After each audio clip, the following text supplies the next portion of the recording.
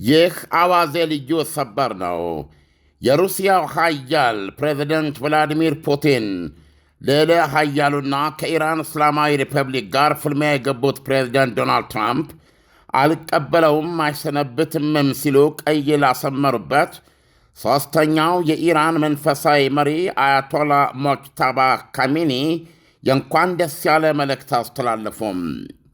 የራሽያ ቤተ መንግሥት ክሬምሊን እንደገለጸው በመልእክታቸው ፕሬዚደንት ቭላዲሚር ፑቲን የኢራን ሕዝብ ከገጠመው ከባድ ፈተና አኳያ ወይም ፊት የአባቶን ሥራ በክብር በመቀጠል የኢራንን ሕዝብ አንድ እንደሚያደርጉት ልበ ሙሉ ነኝ ብለዋል።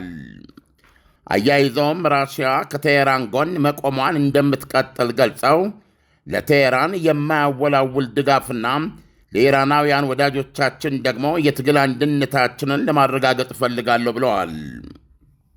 በፍልሚያው ግንባር በኩል ደግሞ የኢራን ቦሊስቲክ ሚሳይል ሩምታ የጦር ጫፍ ወይም አረሮች ክላስተር ቦምብ የሚባለው ተሰነጣጣሪ ፈንጂ ከመሆኑ የተነሳ ማዕከላዊ ቴልአቪቭ ውስጥ አንድ እስራኤላዊ መገደሉ ተሰማ።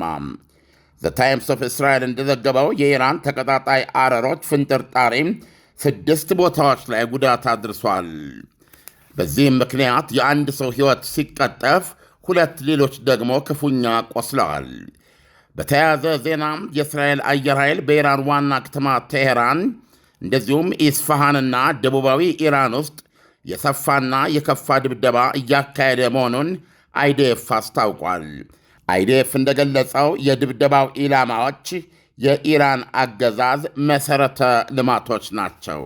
በአጭር ጊዜ ውስጥ ብዙ ቤቶችን በማስረከብ ብዙዎችን የቤት ባለቤት ያደርገው ቴምር ሪል ስቴት በአዋሬ ሳር ቤት ፒያሳ ጋርመንት ላይ አሁን ደግሞ እነሆ በጉጉት ሲጠበቅ የነበረው በዲፕሎማት መንደር አፍሪካ ህብረት ፊት ለፊት በመሃል ቡልጋሪያ ኮምፓውንድ አፓርትመንት ለሽያጭ አቅርበንልዎታል። ከባለ 1 እስከ ባለ 3 መኝታ እንዲሁም የንግድ ሱቆችን በተመጣጣኝ ዋጋ ከ15 እስከ 35% የሚደርስ ታላቅ ቅናሽ አዘጋጅተንላቸዋል። እነዚህ ቤቶች ሲገዙ የሚያገኙት ጥቅም ደህንነቱ የጠበቀ የመኖሪያ ስፍራ፣ ገዝቶ ቢያከራዩት ከፍተኛ የዶላር ክራይ የሚያገኙበት፣ በአቅራቢያው ሆስፒታል፣ ትምህርት ቤቶች፣ የእምነት ተቋማት፣ የንግድ ሱቆችና መዝናኛ ቦታዎች ይገኙበታል። ለበለጠ መረጃ ከስር ባለው ስልክ ይደውሉልን። ቴምር ፕሮፐርቲስ እኛ ጋር ማስረከብ ከግዴታ በላይ ክብራችንና ኩራታችን ነው። ቴምር ፕሮፐርቲስ ይደውሉልን። ዳንኤል፣ በዛሬው ዕለት እንግዲህ አበይት ሆኖ የተከሰተ ነገር በዋነኛነት ትናንት እሁድ ጀምሮ የነዳጅ ዘይት ዋጋ $100 በላይ በበርሜል መሆኑ ነው። ይህ በጣም ትልቅ አስፈሪ የሆነ የኢኮኖሚ ቀውስ ማምጣት የሚችል ነው በዓለም ላይ። እስካሁን ድረስ እንዲህ አይነት ክስተት በቅርብ ዓመታት ውስጥ የደረሰው ራሽያ ዩክሬንን በወረረችበት በ2022 ዓ ም ፌብርዋሪ 4 በኢትዮጵያ የካቲት 17 2014 በኋላ ነበረ። አሁን ይህ ክስተት ተደግሟል። እንደውም ሌሎች ዘገባዎች እንደሚያቀርቡት $110 በላይ አሻቅቧል። ይህንን ምክንያት አድርገው የበለጸጉት 7 አገሮች የገንዘብ ሚኒስትሮች አስቸኳይ ስብሰባ እየተዘጋጁ ነው። ዓላማቸውም አሁን ካሻቀበው ወይም ጣራ እየነካ ካለው የነዳጅ ዋጋ አንጻር ስትራቴጂክ ሪዘርቭ ብለው ወይም ደግሞ የክፉ ቀን መጠባበቂያ ከሚሉት ውስጥ ለመልቀቅና ገበያውን ለማረጋጋት ሊወስዱ ስለሚገባ ወይም ደግሞ አሁን ያለው ጭማሪ ኢኮኖሚ ላይ የሚያሳድረውን አንድምታ በማጤን ይህን ለማካካስ የሚያስችል እርምጃ ለመውሰድ ነው እና ይህን ያህል አሳሳቢ ጉዳይ ነው። ዳንኤል፣ በጦር ግንባሩ ቀደም ሲል እንዳልኩ በዛሬው ዕለት በኢራን ተኩስ የተነሳ አንድ እስራኤላዊ ቴልአቪቭ ላይ ተገድሏል። 2 ደግሞ በጽኑ የቆሰሉ ናቸው። ስለዚህ ለመጀመሪያ ጊዜ ላለፉት አያሌ ቀናት በቋሚነት የቀጠለውን የ10 እስራኤላውያን ሞት ወደ 11 አምጥቶታል። 2ቱም የቆሰሉት ደግሞ በጽኑ ከመሆኑ አንጻር ሁኔታዎች ትንሽ አስጊ ናቸው። ዳንኤል፣ ዓለም ኢራን በዛሬው ዕለት እስራኤል ላይ የተኮሰችው ሚሳኤል በፊት ከተኮሰችው ወይም ከምትተኩሰው ሚሳኤል አንጻር በአይነቱም ሆነ በማውደም ደረጃው የተለየ ነው ወይ? ኖ፣ ይሄ አረር ብለን የምንጠራው ወይም ደግሞ የሚሳኤል ጫፉ ላይ ያለው ፈንጂ ባህሪው ተቀጣጣይ ነው። ክላስተር የምንለው ማለት ነው። ወደ ብዙ ቦታ አንዳንዴ በአየር ላይ ነው የሚሰባበረው። እና የሚበተን ነው። ክላስተር ቦምቦች በዓለም ላይ የተከለከሉ ናቸው። ለምሳሌ ያክል ይሁንና ዩክሬንም ራሽያም እርስ በርስ ሲደባደቡበት ነበረ። የፕሬዚደንት ጆ ባይደን መንግስት ለዩክሬን ይህንኑ ክላስተር ቦምብ በእርዳታ መስጠቱ ይታወቃል፣ ዓለም አቀፍ ሕግን በመጣስ። ስለዚህ አንዳንዴ በጦርነት ጊዜ እንዲህ አይነት ሁኔታዎች ይፈጠራሉ እና ክላስተር ቦምቦች በተፈጥሯቸው ሆም ተብለው ብዙ ቦታ የሚሰነጣጠሩና ዓላማቸውም ብዙ ጉዳት ወይም ደግሞ ሰፊ ቦታ የመሸፈን ነውና የሚሳይሉ ለውጥ ሳይሆን አሁን የምትልካቸው ዎርሄድስ በባህሪያቸው እንደዚህ አይነት የመሰነጣጠር ባህሪ ያላቸው ናቸውና ይሄ በመሆኑ ሰፊ ቦታ የመሸፈን አቅም አላቸው ማለት ነው። ዓለም ራሽያ ለኢራን የማያወላውል ድጋፍ እንደምታደርግ ቭላድሚር ፑቲን ሲናገሩ የማያወላውል ድጋፍ ማለት ምን ማለት ነው? ሁለቱ ሀገሮች ጥብቅ ወዳጆች ናቸው። የጋራ ስትራቴጂክ ስምምነትም ያላቸው ናቸው። ከዛም ባለፈ አሁን በተለይ በቅርብ ጊዜ ያለውን የጦር ሜዳ ታሪካቸውን ብንመለከት የኢራን የዚህ ምንድን የሚባለው የሰው አልባ ቴክኖሎጂ በጣም የፈጠነ ነው። በተለይ ይሄ አጥፍቶ ጠፊው ሻሂድ የሚባለው ሰው አልባዋ እጅግ በጣም ትልቅ ሚና የተጫወተ ነው። ለራሽያ ትልቅ አገልግሎት የሰጠ ነው። ያ በሽያጭ የተሰጠ ብቻ አይደለም። አንደኛ ዋጋው በጣም ዝቅተኛ ነው። ይህንን በገፍ ነው ኢራን ስታቀርብ የቆየች። ከዛ በኋላ ይህንን በማሻሻል ጭምር በሰፊው እያመረተች በዩክሬን ላይ በየምሽቱ በእውነት የምጽአት ቀን የሚመስሉ ጥቃቶችን ራሽያ እንድታካሄድ የሚያስችል የማምረት አቅም ከመፍጠር አኳያ ኢራን ራሽያን በጣም አግዛለች። ስለዚህ እነዚህ ሀገሮች አንደኛ ስትራቴጂክ ስምምነት ያላቸው ናቸው። በሁለቱም በኩል የተጠየቀ ስላልሆነ ነው የሚባለው። አንድ ነገር ግን እዚህ የስትራቴጂክ ስምምነታቸው ላይ አላካትቱም። ይሄም ምንድነው? ወታደራዊ ፓክት ልትለን ብትችለው አንዱ ሲጠቃ ሌላው ለተጠቃው ጋር አብሮ የመዋጋት ስምምነት የላቸውም። ለምሳሌ ከሰሜን ኮሪያ ጋር ያላቸው ስትራቴጂክ ስምምነት ይህንን ያጠቃልላል። ሰሜን ኮሪያ በምትጠቃበት ጊዜ ራሽያ ራሷ እንደተጠቃች ቆጥራ ከሰሜን ኮሪያ ጎን ትቆማለች። ሰሜን ኮሪያም እንደዛው። ሁላችንም እንዳየነው ሰሜን ኮሪያ በዚህ በዩክሬን ጦርነት ላይ በሰው ኃይል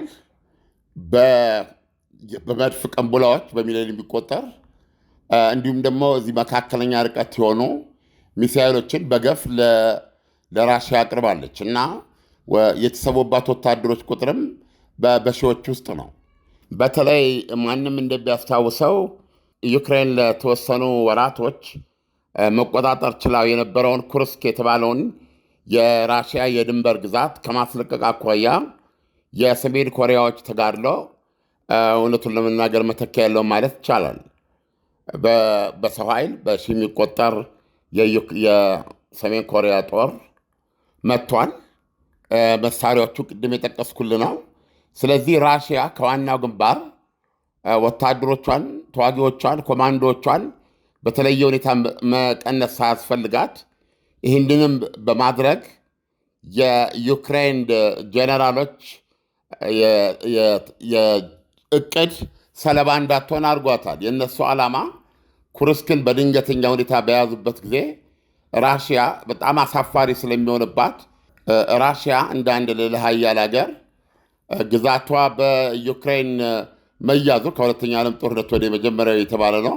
በጣም ስሜታዊና አሳፋሪ ስለሚሆንባት ይህንን ሁኔታ በፍጥነት ለመቀየር ስትል ከዋናው ጦር ግንባር ላይ የሰለጠኑ ምርጥ ወታደሮቿን በማንሳት ዋናውን ግንባር ታሳሳዋለች።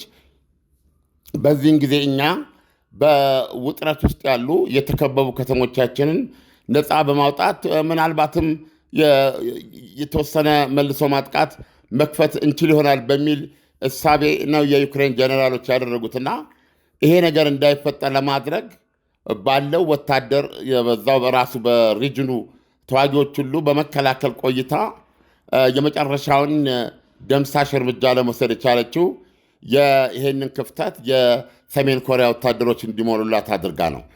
ስለዚህ በሁለቱ መካከል ያለው ሚሊተሪ ፓክት ወይም ዲፌንስ ፓክት ይሄንን ያካትታል ማለት ነው። የኢራንና የራሽያ ግን ይሄን አያካትትም። በጦርነት ጊዜ አንዱ ለሌላው እንዲዋጋ የሚያስችል ዲፌንስ ፓክት ስለሌላቸው ዛሬ በተፈጠረ ሁኔታ ላይ ራሽያ በቀጥታ ለኢራን የምትገባበት እድል አልተገኘም ማለት ነው። ይሁንና በግልጽ እንደተመለከተው በአሁኑ ሰዓት ኢራን በሰላጡ ሀገሮች የሚገኘውን የአሜሪካንን ወታደራዊ የጦር ሰፈሮችና እሴቶች እንደዚሁም ደግሞ ተንቀሳቃሽ የሆኑ እንግዲህ እነዚህ የጦር ሰፈሮች አሉ። የአሜሪካ የጦር መርከቦች ራሷ አብርሃም ሊንከንን ጨምሮ የተለያዩ የጦር መርከቦች አሉ። የነዛን እንቅስቃሴ በተመለከተ ራሽያ እየመረጀች ለኢራን አነጣጣሪዎች መረጃ አሳልፋ እንደምትሰጥ በይፋ የተገለጸ ሆኗል። በዚህ መንገድ እየተጋገዙ ነው የሚገኙት። ሁለቱ ሀገሮች አብሮ የመዋጋት ስምምነት ከሌላቸው በስተቀረ እነዚህ የቃል ኪዳን ሀገሮች ናቸው ልትላቸው ትችላለህ። ስለዚህ ነው የራሽያ ፕሬዚደንት ቭላዲሚር ፑቲን ዓለም ይህ ጦርነት ከዚህ በኋላ ለሳምንታት የሚቀጥል ከሆነ የነዳጅ ዋጋ አሁን ላይ ከጨመረበት ታሪፍ አንጻር በቀናት ልዩነት ውስጥ ጣራ ቀዶ የሚወጣ አይሆንም ወይ? በዚህም ደግሞ እዚህ ጦርነት ላይ በተለይ የሰላጤው ሀገራት ከፍተኛ ተግዳሮት መፍጠር የሚጀምሩበት ወቅት በቅርቡ መምጣቱ የሚቀር ነው ወይ? የታወቁ የዚህ ኤክስፐርቶች የነዳጅ ዘይት ኤክስፐርቶች እንዳስቀመጡት ከሆነ ይህ ጦርነት አሁን ባለው መልኩ ለሌላ 3 ሳምንት ከቀጠለ የነዳጅ ዘይት ዋጋ በበርሜል ወደ $150 ያሻቀባል ነው የሚሉት። ራሷ ኢራንም ይህን ጦርነት እንዲቆም ተጽዕኖ የምታደርግበት መንገዷ ነው። ይህ ሁሉ የመጣው የሆርሙዝ ሰርጥን ስለዘጋችና የሰላጤው ሀገራት ላይ የነዳጅና የተፈጥሮ ጋዝ ይዞታ ላይ ጭምር በመተኮሷ ነው። እና ኢራን ያስጠነቀቀችውም ይህን ጦርነት ካላቆሙ እስራኤልና አሜሪካ የአንድ በርሜል ነዳጅ ዋጋ እስከ $200 ሊደርስ ይችላል የሚል ነው። ይሄ ደግሞ የዓለምን ኢኮኖሚ ሪሴሽን የምንለው ድቀት ውስጥ የሚከት ነው። እና በተለይ ደግሞ ይህንን መገመት ትችላለህ፣ ለታዳጊ ሀገሮች አፍሪካን ለመሳሰሉ ቀጥተኛ የጦርነቱ ሰለባ የሚያደርግ መቅሰፍት ነው የሚሆነው። ዓለም በኢራንና በእስራኤል ያለው የጦርነት ሁኔታ ከዚህ በኋላ እየባሰና እየከፋ ሊሄድ ይችላል ወይ? አዎ እየባሰ እየከፋ ነው የሚሄደው። አሜሪካም እንደገለጸችው አሁን አብዛኛውን የኢራንን የአየር የመከላከያ አቅም የማጥፋት እንቅስቃሴ ነበረ ሲያደርጉ ቆዩት። ከዚህ በኋላ ግን ከባድ ቦምብ ጣዮችን በመጠቀም ቀን ከሌት በኢራን ሰማይ ላይ ሞትና ውድመት ይዘንባል በማለት የአሜሪካ መከላከያ ሚኒስትር ፔት ሄግሴት ማስታወቃቸው አይዘነጋም። ያም ጊዜ አሁን ነው። የተባባሰና የተፋፋመ ጥቃት የሚቀጥልበት ሰዓት ነው። የዚህ ዓላማ የኢራንን ሚሊተሪ በአጠቃላይ እንደ ወታደራዊ ኃይል መበታተን፣ መግደል፣ መማረክ፣ መበታተን፣ እንደዚሁም የጦር መሳሪያውን ማውደም፣ የሚተኮስ ሚሳኤል እስከማይኖረው ደረጃ ድረስ ይሄን ድብደባ እናደርጋለን የሚሉት። ስለዚህ በዚህ ስሌት ደግሞ ከ4 እስከ 6 ሳምንት ይፈጅብናል ብለዋል። የአገዛዙን እንደማይነሳ አድርጎ ለመጣልና እጅ እንዲሰጥ። ይሄን ደግሞ ኢራኖች በተቃራኒው ከቶም ሊሆን አይችልም፣ ኢራን ከዚህ የበለጠ ጊዜ ለመዋጋት ብዙ ዝግጅት ያደረግንበት ነው የሚል አቋም አላቸው። ስለዚህ ማለት የሚቻለው ኢራን በዚህ ሁኔታ የሚቀጥሉትን 3 እና 4 ሳምንታቶች የምትዋጋ ከሆነ የነዳጅ ዋጋ ማሻቀቡ ሳይታለም የተፈታ ነው። ይሄም ዓለም አቀፋዊ ዲዛስተር ነው። ዓለም አቀፋዊ ቀውስ ነው የሚያመጣው። የኢኮኖሚ ቀውስ ነው የሚያመጣው። የኢኮኖሚ ቀውስ ደግሞ ብቻውን አይመጣም፣ የፖለቲካ ቀውስ ጭምር የሚፈጠር ነው። ስለዚህ ማለት የሚቻለው ጥብቆ ማየት ነው። ዓለም ራሽያ ለኢራን የምታደርገው ማንኛውም አይነት ድጋፍ ለራሷ ለራሽያ የሚፈጥርባት ተግዳሮት አለ ወይ? ለራሽያ የሚፈጥርባት ተግዳሮት ለጊዜው አይታየንም። ምክንያቱም በዩክሬን ጉዳይ ላይ ዶናልድ ትራምፕ አሸማጋይ ናቸው። አሜሪካ አሁንም ድረስ የዶናልድ ትራምፕ አስተዳደር ባለበትም ሁኔታ አሜሪካ ለዩክሬን የመረጃ አገልግሎት ትሰጣለች። ይህንን ዶናልድ ትራምፕ አላነሱትም። ስለዚህ ዩክሬኖች አነጣጥረው የራሽያን በተለይ ቁልፍ የሆነ የኢኮኖሚ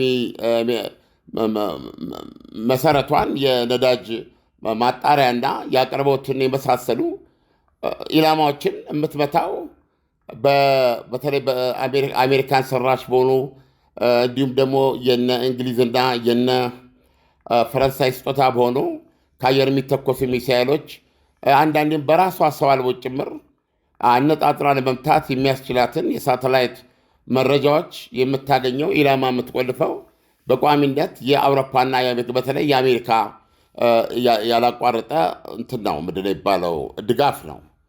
ስለዚህ ከዚህ እውነታ አንጻር ራሽያ ለኢራን ኢላማዎች እንዲቆልፉ የሚያስችል መረጃ የሳተላይት መረጃዎችን ብትሰጥ ቀንድብ የሚያስነሳ አይደለም። ዓለም ለሰጠን ትንታኔ በጣም አመሰግናለሁ። መልካም ጊዜ ይሁንልህ። መልካም ጊዜ። በአጭር ጊዜ ውስጥ ብዙ ቤቶችን በማስረከብ ብዙዎችን የቤት ባለቤት ያደርገው ቴምር ሪል ስቴት በአዋሬ ሳር ቤት ፒያሳ ጋርመንት ላይ አሁን ደግሞ እነሆ በጉጉት ሲጠበቅ የነበረው በዲፕሎማት መንደር አፍሪካ ህብረት ፊት ለፊት በመሃል ቡልጋሪያ ኮምፓውንድ አፓርትመንት ለሽያጭ አቅርበንልዎታል። ከባለ 1 እስከ ባለ 3 መኝታ እንዲሁም የንግድ ሱቆችን በተመጣጣኝ ዋጋ ከ15 እስከ 35% የሚደርስ ታላቅ ቅናሽ አዘጋጅተንላቸዋል። እነዚህ ቤቶች ሲገዙ የሚያገኙት ጥቅም ደህንነቱ የጠበቀ የመኖሪያ ስፍራ፣ ገዝቶ ቢያከራዩት ከፍተኛ የዶላር ክራይ የሚያገኙበት፣ በአቅራቢያው ሆስፒታል፣ ትምህርት ቤቶች፣ የእምነት ተቋማት፣ የንግድ ሱቆችና መዝናኛ ቦታዎች ይገኙበታል። ለበለጠ መረጃ ከስር ባለው ስልክ ይደውሉልን። ቴምር ፕሮፐርቲስ እኛ ጋር ማስረከብ ከግዴታ በላይ ክብራችንና ኩራታችን ነው። ቴምር ፕሮፐርቲስ ይደውሉልን።